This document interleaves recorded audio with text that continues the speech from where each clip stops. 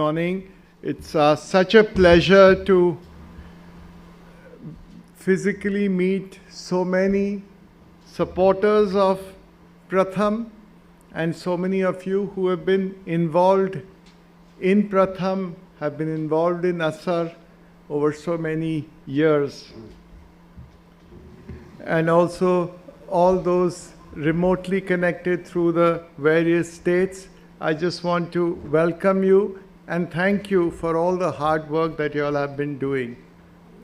The last few years have been challenging for Pratham, especially the COVID years, but we saw the diligence and the hard work which was put by Pratham team. So I want to just congratulate Rukmini Banerjee, our CEO, and of course Vilima, who's done all this work in ASER, for their contribution.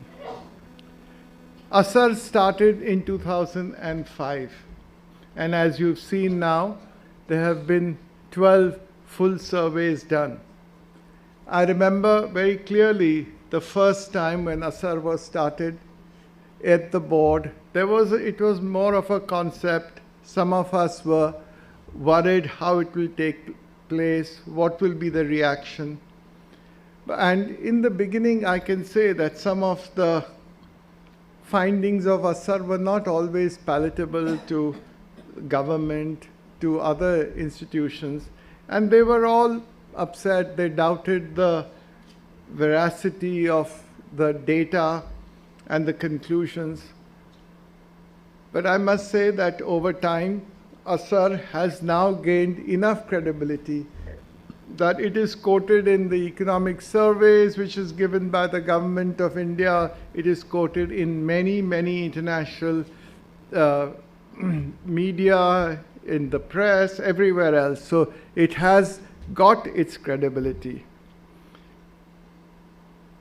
And the reason for its credibility, of course, is that it is now spread all over the country. As you saw in the data here, 700,000 children were interviewed. It has across 616 districts of the country. And therefore you find that from Kargil in the north to Kanyakumari in the south, and to the remotest districts in Arunachal on the east, to Kutch on the west. So across the country, this is being done.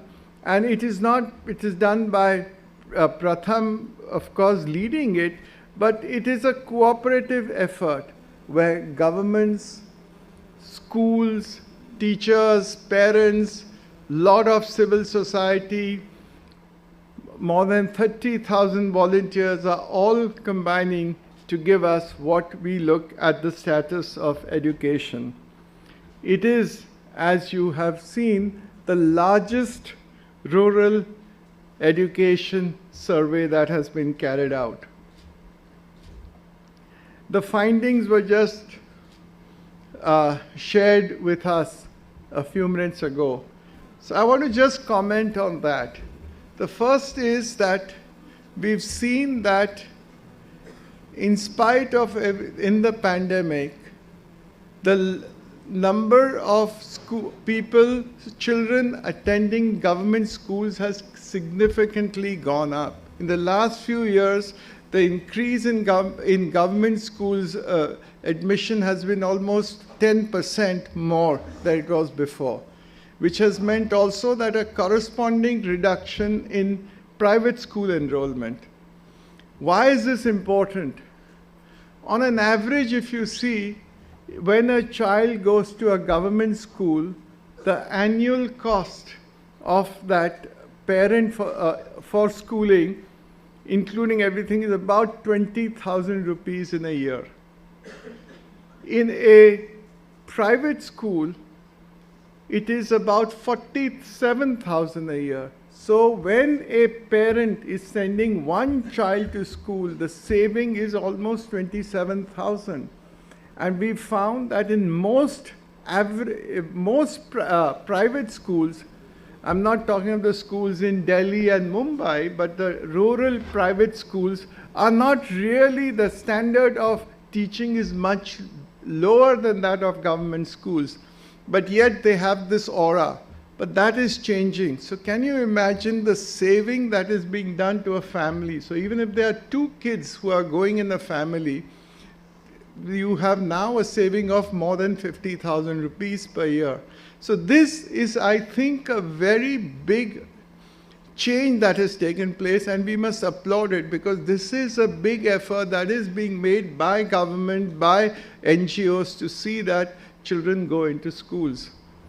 Another interesting and very important fact is that girls are now, the enrollment of girls in schools and their continuing to remain in schools is much higher than before. And that is because of several programs like the Beti Bachao, Beti Padhao program, and so on. And this has had also several benefits. First of all, you can see that because girls are getting more educated, the sex ratio at birth has actually moved in favor of girls. And now I think, maybe wrong a little bit numbers, but earlier it was nationwide almost 914 girls to 1,000 boys. That's gone up to 965. So these are in the right direction that we are moving. Another thing, because of girls going into more schools, is the impact that is happening on maternal mortality and infant mortality.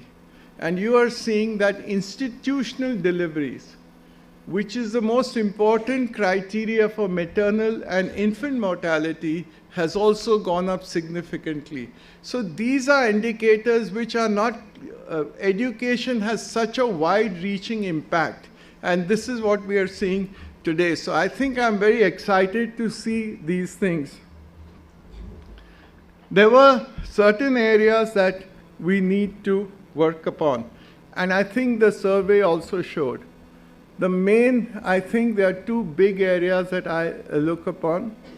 One is to see how we can improve the attendance in schools.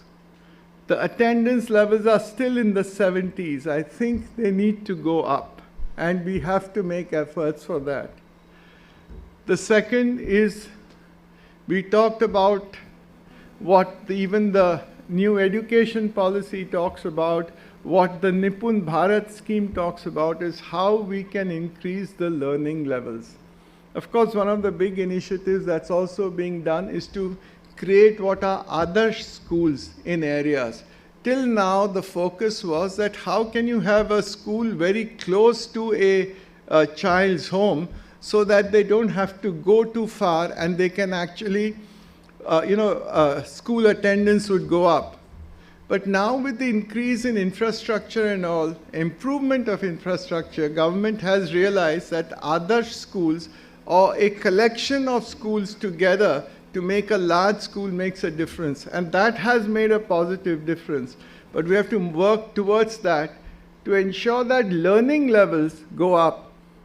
You know, we talked about the foundation learning and literacy and math. That is the most important thing. If India has to take its place as a leader in the nation, in the world today, already in this year, I think by June they say, or maybe in the second half of the year, we will have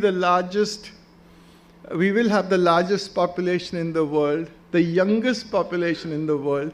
This is where we need to invest in. This is where we need the help of course, NGOs, people like Pratham, the government, the schools, teachers, but corporates. We need the help of more and more civil society, because this should be a big national agenda. How do we improve the school learning levels so that ultimately India gets its rightful position as a leader in this world?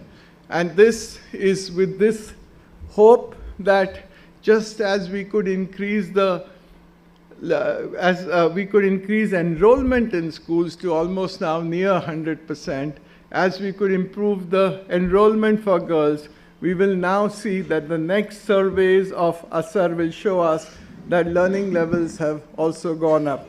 So I want to just once again congratulate the team at Pratham, ASER, and thank all of you for coming here this morning. Thank you.